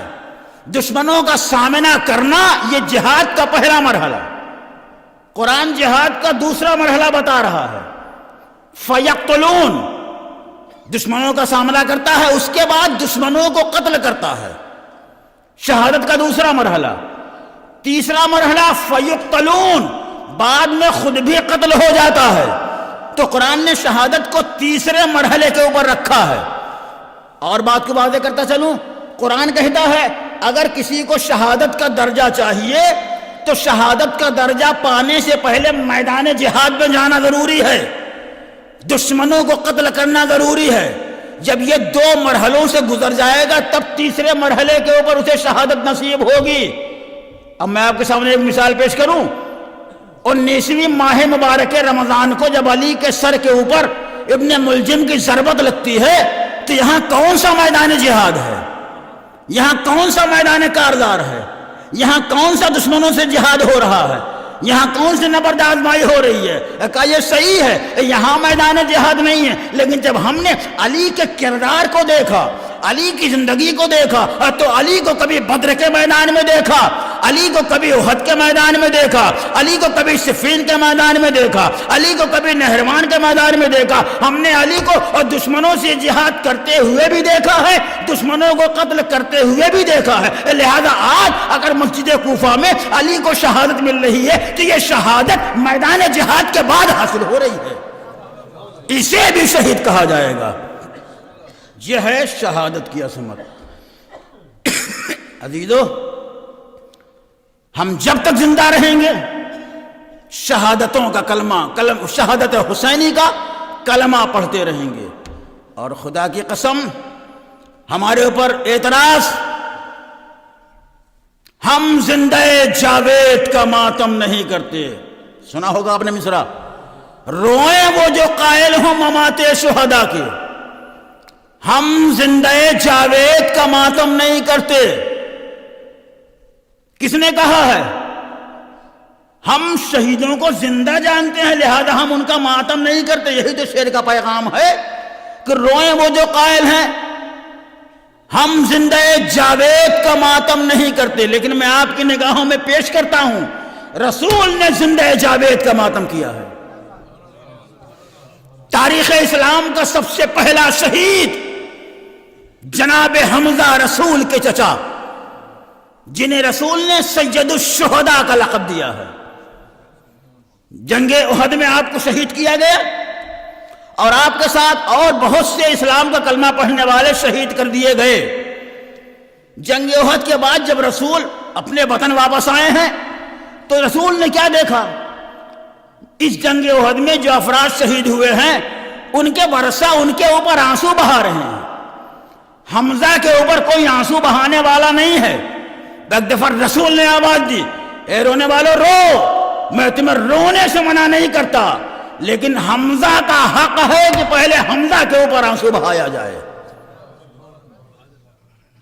اسلام کا سب سے پہلا شہید سید الشہداء کا لقب دیا گیا ہے. حسین سے پہلے تاریخ میں سید الشہداء جناب حمزہ کا کردار تھا. رسول جناب حمزہ کے اوپر آنسو بہانے کا حکم دے رہے ہیں. پہلی منزل. دوسری منزل، جنگ میں جعفر طیار شہید کیے گئے. اللہ نے جنہیں 2 بازو عطا کیے، جن 2 بازوؤں کے ذریعے وہ جنت میں پرواز کرتے ہیں. جب جعفر شہید ہو گئے تو رسول نے حکم دیا، جعفر کا کردار اتنا بلند تھا کہ حق ہے جعفر کو کہ اس کے اوپر آنسو بہایا جائے. یہ بھی شہید ہے. رسول زندہ جاوید کا ماتم کرنے کا حکم دے رہے ہیں. رسول کا ایک بیٹا ابراہیم کمسنی میں انتقال ہو گیا. رسول آنسو بہا رہے ہیں، رسول گریہ کر رہے ہیں. ایک دفعہ ایک صحابی نے آواز دی، یا رسول خدا، آپ اور آنسو بہائیں، آپ اور گریہ کریں بیٹے کے اٹھ جانے کے اوپر. کہا تمہیں معلوم نہیں، اگر اللہ نے دل دیا ہے تو اسے متاثر ہونا ضروری ہے. اگر اللہ نے آنکھیں دی ہیں تو آنکھوں سے آنسوؤں کا سیلاب ہونا ضروری ہے. تو یہ تو وہ آنسو تھے جو مرنے کے بعد بہائے گئے. جناب حمزہ کے اوپر آنسو ان کی شہادت کے بعد، جعفر طیار کے اوپر آنسو ان کی شہادت کے بعد. یہ دونوں شہید ہیں اور قرآن کہتا ہے شہید زندہ جاوید ہیں. رسول کہتا ہے زندہ جاوید کا ماتم کرو. لیکن آئیے میں ایک مثال پیش کرتا ہوں.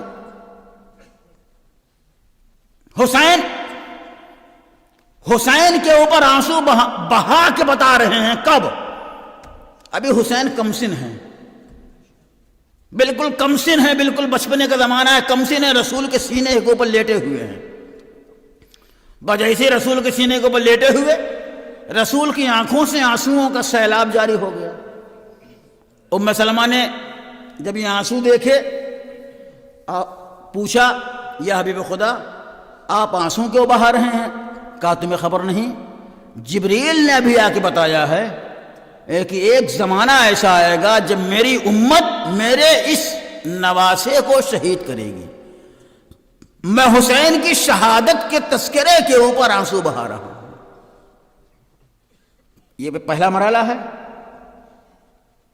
جب رسول گھر کے اندر، یہ مرحلہ ہے جب رسول گھر سے باہر نکلے تو باہر اصحاب کا مجمع تھا. حذیفہ یمانی تھے، عمار یاسر تھے اور سب سلمان وغیرہ تھے. کہ یا حبیب خدا آپ کا چہرہ اداس ہے، آپ بڑے مزمحل دکھائی دے رہے، معاملہ کیا ہے؟ کہا تمہیں خبر نہیں، ابھی مجھے جبریل نے خبر دی ہے کہ یہ میرا نواسہ جو میری آغوش میں ہے اسے کربلا میں شہید کیا جائے گا. میں اس کی شہادت کے اوپر آنسو بہا رہا ہوں. رسول کی شہادت کب ہوئی ہے؟ سن 11 ہجری میں.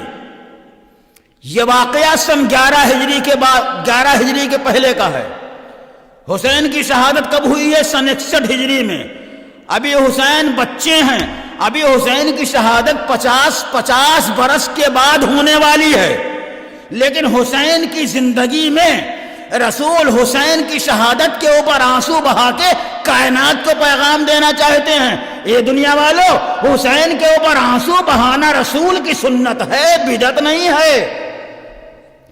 اور اب یہاں تک بات آ گئی، یہ بھی کہتا چلوں ہماری مجلسوں کا دو کردار ہوتا ہے، ایک ذاکر کا کردار، ایک سامع کا کردار۔ ذاکر فضائل و مصائب کا تذکرہ کرتا ہے، سامع انہی فضائل و مصائب کو سنتا ہے، آنسو بہاتا ہے۔ جب فرشتے نے آ کے رسول سے شہادت حسین کی خبر دی تھی تو فرشتہ ذاکر تھا، رسول سامع تھے۔ جب رسول نے شہادت حسینی کی خبر ام سلمہ کو دی اور اپنے اصحاب کو دی تو رسول ذاکر ہیں، ام سلمہ سامع ہیں اور اصحاب سامع ہیں۔ اس کا مطلب ہے ذاکر کا کام بھی عمل رسول ہے، سامع کا کام بھی عمل رسول ہے۔ جو کام رسول انجام دے رہا ہو وہاں بدعت کا گزر ہو ہی نہیں سکتا۔ ذاکر کا کردار بھی سیرت رسول کا آئینہ ہے، سامع کا کردار بھی سیرت رسول کا آئینہ ہے۔ اچھا دیدو، جب رسول نے گھر کے اندر شہادت کی خبر دی تھی تو گھر کے اندر ازواج کا مجمع تھا، مجمع ازواج میں رسول نے شہادت حسین کی مجلس پڑھی، اور گھر سے باہر اصحاب کا مجمع تھا، گھر سے باہر مجمع اصحاب میں رسول نے شہادت حسین کی مجلس پڑھی۔ کسی زوجہ نے آگے بڑھ کے یہ نہ کہا یا حبیب خدا ابھی حسین زندہ ہیں، ابھی آپ آنسو کے بہا رہے ہیں۔ نہ مجمع ازواج سے بہتر کوئی مجمع مل سکتا ہے، نہ مجمع اصحاب سے بہتر کوئی مجمع مل سکتا ہے، لیکن تاریخ گواہ ہیں نہ مجمع ازواج نے رسول کو ٹوکا نہ مجمع اصحاب نے رسول کو ٹوکا، بلکہ دونوں نے خود حزن و ملال کا اظہار کر کے کائنات کو پیغام دیا، چاہے حسین زندہ ہو چاہے حسین دنیا سے گزر جائیں، ہر حال میں ذکر حسین کرنا کسی بھی طریقے سے بدعت نہیں ہو سکتا۔ رسول کی سیرت ہے، ملائکہ کی سیرت کا نام ہے۔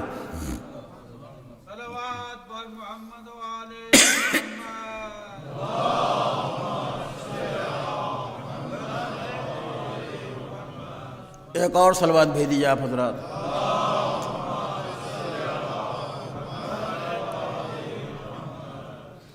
تو یہ ہے وہ مجلسیں جو شہادت حسین سے پہلے منعقد ہوئی ہیں۔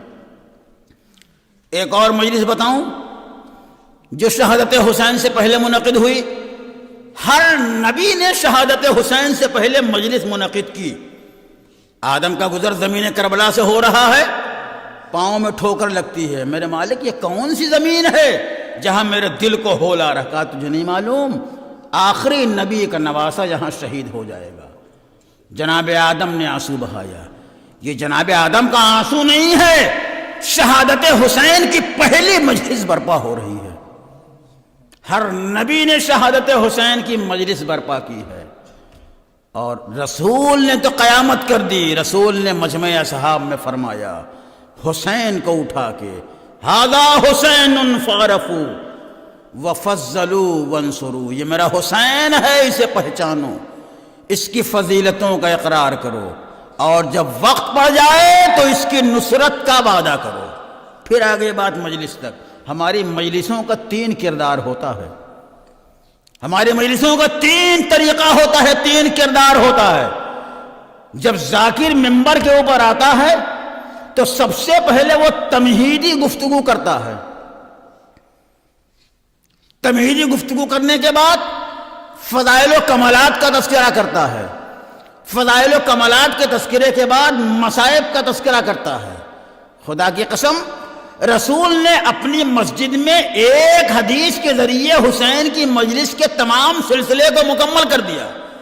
رسول نے آواز دی ھذا حسین فعرفوا، یہ میرا حسین ہے، اسے پہچانو۔ بیان رسول تمہید کی منزل میں ہے۔ جیسے رسول نے کہا وفضلوہ، اس کی فضیلت کا اقرار کرو، بیان رسول اظہار فضائل کی منزل میں ہے۔ لیکن جیسے ہی رسول نے کہا وانصروہ، اور جب وقت پڑ جائے تو اس کی نصرت کا وعدہ کرو، بیان رسول مصائب کی منزل میں ہے۔ ایسا حسین جو رسول کا پروردہ تھا، جو فاطمہ کا دلارا تھا، جو علی کا پروردہ تھا، اسے حسین کو مدینے میں چین سے رہنے نہ دیا گیا۔ نانا کی لحد کو خیر بات کہا، ماں کی تربت کو خیر بات کہا۔ صعوبتوں کا سفر برداشت کرتے ہوئے حسین کربلا کی زمین کے اوپر وارد ہوتے ہیں۔ شب عاشور آتی ہے، شہادت کی آخری رات حسین نے عبادت الہی میں بسر کر دی۔ عاشور کا سورج نمودار ہوتا ہے، قربانیوں کے سلسلے کا آغاز ہوتا ہے۔ ایک ایک مجاہد میدان میں جاتا ہے، اپنی شہادت کا نذرانہ پیش کرتا ہے۔ وہ وقت بھی آیا، ایک دفعہ حسین کا کڑیل جوان لال حسین کے پاس آتا ہے، آ کے آواز دیتا ہے بابا مجھے مرنے کی رضا چاہیے۔ حسین نے آواز دی اے میرے لال تمہیں تمہاری پھوپھی زینب نے بڑے ارمانوں سے پالا ہے، جاؤ پہلے زینب سے اجازت لے لو۔ اکبر آئے خیمے کے اندر آئے، پھوپھی زینب کے سامنے دونوں ہاتھوں کو جوڑ کے کھڑے ہو گئے، آواز دی پھوپھی اماں مرنے کی رضا چاہتا ہوں۔ ایک دفعہ زینب نے اکبر کے سراپا پہ نظر کی، پورے وجود کو دیکھا اور آواز دی اے میرے لال اکبر کیا میں نے تمہیں 18 سال اسی لیے پروان چڑھایا تھا کہ پھوپھی سے مرنے کی رضا مانگو گے؟ لیکن نہیں میرے لال، اگر تمہارے قربان ہو جانے سے تھوڑی دیر کے لیے میرے بھائی کے سر سے مصیبت ٹل جائے تو میں اسے ہزاروں اکبر حسین کے اوپر قربان کر سکتی ہوں۔ اکبر کو اجازت ملی، اکبر چلے۔ ابھی 2 قدم خیمے کے اندر ہی چلے تھے، ایک دفعہ سیدانیوں نے روکا، بیویوں نے روکا، بہنوں نے روکا، پھپھیوں نے روکا، کہا اے اکبر تھوڑی دیر کے لیے ٹھہر جائیے۔ اکبر تھوڑی دیر کے لیے ٹھہر گئے۔ تاریخ کا فقرہ ہے، بیویوں نے حلقہ بنایا، بیویوں نے اکبر کو حصار میں لیا اور سب بیویوں نے بیک زبان آواز دی یا اکبر ارحم غربتنا، اے اکبر ہماری غربت کا لحاظ رکھنا۔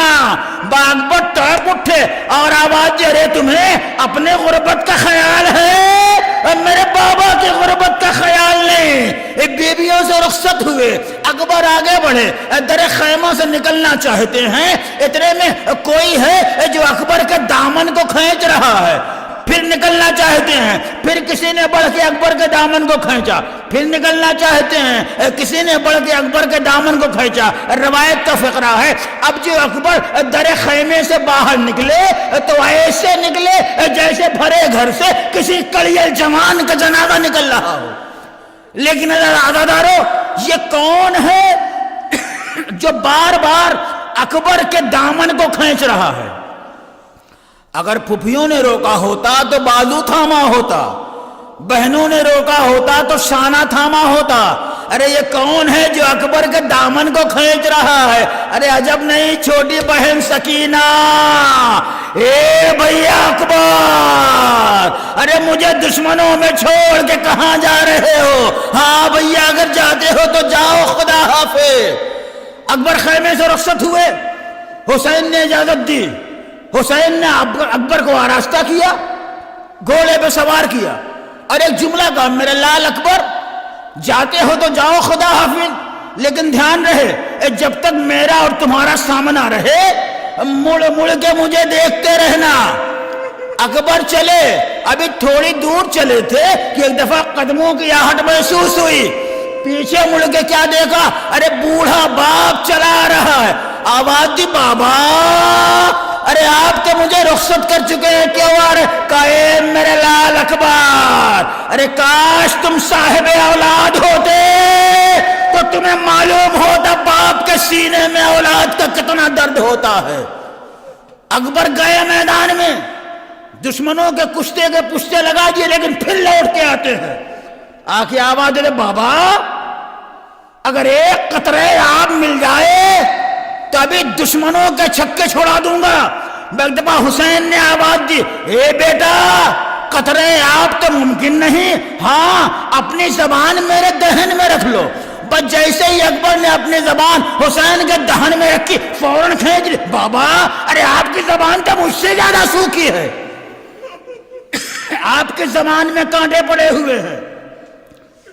میں بتاؤں آپ کو حسین کو اکبر سے کتنی محبت تھی۔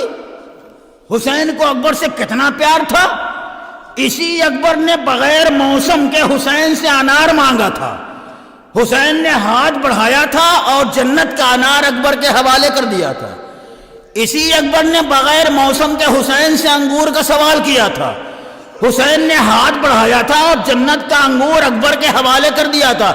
کسی نے کہا آقا آپ یہ کیا کر رہے ہیں؟ کہا میں اکبر کی کسی خواہش کو رد نہیں کر سکتا، مگر ہاں یہی اکبر ہے جو روز عاشور حسین سے ایک قطرے آب کا سوال کرتا ہے، مگر حسین کے پاس ایک قطرے آب نہیں جو اکبر کو دے سکے۔ کہا بیٹا ارے اپنی زبان میرے دہن میں رکھو، بیٹے نے دہن میں زبان رکھتے ہی فوراً باہر کھینچ لی۔ کہا بابا ارے آپ کا زبان تو مجھ سے زیادہ سوکھی ہے، جزاکم ربکم خیر الجزا، بس چند فقرے اور اسی پہ ختم دعا۔ اکبر میدان میں آئے۔ اکبر کس خاندان کا مجاہد ہے؟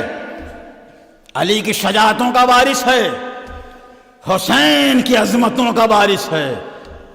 آواز دی رجس خانی کے طور پہ، تم نے میرے بابا حسین کو لاوارث سمجھ رکھا ہے؟ جب تک اکبر زندہ ہے کسی میں دم نہیں جب میرے باپ کی طرف نظر اٹھا کے دیکھے۔ اکبر کسی کے قابو میں نہیں آ رہے ہیں۔ ایک دفعہ ظالموں نے منصوبہ بنایا۔ کیا منصوبہ بنایا؟ جیسے دھوکے سے ہم نے عباس کے بازو قلم کیے تھے، ایسے ہی دھوکے سے اکبر کے اوپر حملہ کرنا پڑے گا، تبھی اکبر قابو میں آئیں گے۔ لو عزادارو منصوبہ بن گیا۔ فوج کا ایک دستہ للکار کے آگے بڑھے، ادھر سے اکبر شجاعت کے جوش میں آگے بڑھے تو وہیں کہیں کمی گاہ سے کوئی نیزہ تانے کھڑا رہے۔ لو عزادارو منصوبہ تیار ہو گیا۔ ادھر سے اکبر پوری شجاعت کے جوش میں آگے بڑھ رہے تھے، ادھر سے ظالم نے کمی گاہ سے ایسا تیر مارا کہ اکبر کے سینے میں ظلم کا نیزہ در آیا۔ ارے اکبر گھوڑے پہ سنبھل نہ سکے، ارے فرش پشت فرش سے کربلا کی زمین کے اوپر آئے، آواز وَابَتَ عَلَيْكَ مِنِّ السَّلَامِ، اے میرے بابا آپ کے اوپر حسین کا آخری سلام۔ اکبر کی آواز حسین کے کانوں تک پہنچی۔ حسین چلے، مگر کیسے چلے گا؟ یا علی کہتے کہتے جا رہے ہیں۔ میں کہوں گا آقا آپ یا علی کیوں کہہ رہے ہیں؟ ارے کامن نجف کے علی کو اس لیے پکار رہا ہوں تاکہ اس عالم غربت میں آ کے میری مدد کریں، اور کربلا کے علی کو اس لیے پکار رہا ہوں تاکہ آواز کے سہارے لاش تک پہنچ جاؤں۔ میں کہوں گا آقا ارے کربلا کے علی کو نہ پکاریے گا۔ کہا کیوں نہ پکاروں؟ میں نے کہا اکبر کے سینے میں نیزہ ہے، آواز کا سارا زور سینے پہ پڑتا ہے، اکبر جواب نہ دے پائیں گے، لیکن جیسے جیسے حسین یا علی کہتے جاتے تھے اکبر کی آواز آتی تھی بابا ادھر ہوں، بابا ادھر ہوں، بابا ادھر آ جائیے۔ اب ایک دفعہ حسین اکبر کے قریب پہنچے، پہلے وہ زمین دیکھی جہاں اکبر نے ایڑیاں رگڑی تھیں، اور وہ خون دیکھا جو زمین پہ اکبر کا گلا تھا، اور اکبر کا جسم دیکھا، زخمی کلیجہ دیکھا۔ جوان بیٹے کو زخمی دیکھنے کے بعد حسین کربلا کی زمین کے اوپر بیٹھ گیا۔ عزادارو کائنات کا عظیم ترین انسان دنیا کا سب سے بڑا امتحان دینے کے لیے بیٹھا ہے۔ ایک بوڑھا باپ ہے جو جوان بیٹے کے کنارے بیٹھا ہے، جوان بیٹے کی لاشیں کے اوپر بیٹھا ہے۔ بڑا عظیم امتحان ہے۔ میرا دل کہتا ہے جیسے ہی حسین دو زانو ہو کر اکبر کے سینے کے پاس بیٹھے جنت خالی ہو گئی ہوگی، آسمان سے ملائکہ آ گئے ہوں گے، ارے قبر چھوڑ کے حسن آ گئے ہوں گے، نجف سے علی آ گئے، ارے قبر سے فاطمہ آ گئی، رسول آ گئے، سارے انبیاء کا مجمع کربلا کے میدان میں، سارے ملائکہ کا مجمع کربلا کے میدان میں، حسن بھی کربلا کے میدان میں، رسول بھی کربلا کے میدان میں، فاطمہ بھی کربلا کے میدان میں، علی بھی کربلا کے میدان میں۔ کیوں؟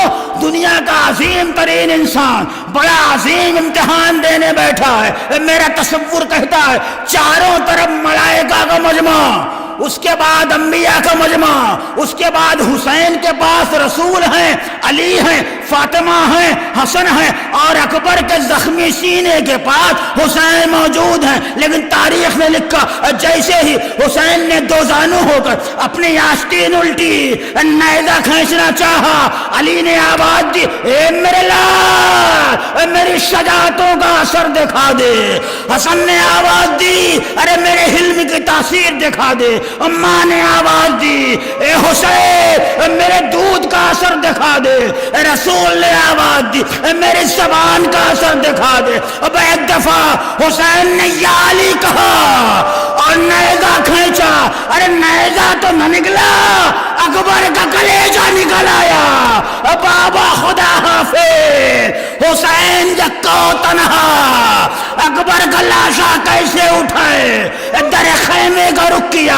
اے بنی ہاشم کے بچوں آؤ آؤ، مجھ سے جوان کا لاشا نہیں اٹھتا.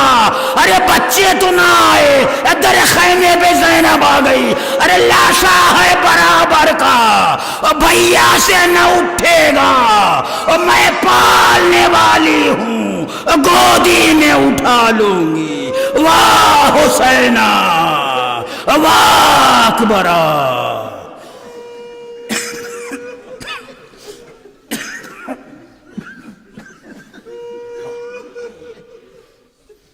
ماتم حسین.